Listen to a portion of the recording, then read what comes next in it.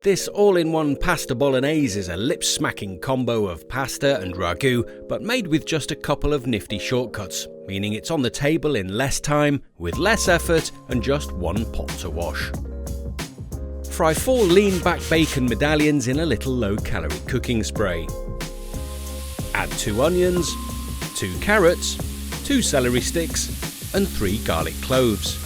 Add a splash of water to create some steam and cook for 7 or 8 minutes until everything starts to soften and colour.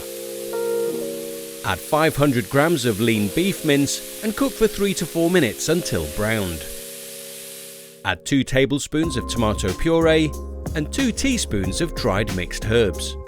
After another couple of minutes, add the chopped tomatoes, 1.2 litres of hot beef stock, and a bay leaf. Bring to the boil, then simmer and cook for around 15 minutes. Add 300 grams of pasta and simmer for another 15 minutes or until the pasta is cooked to your liking.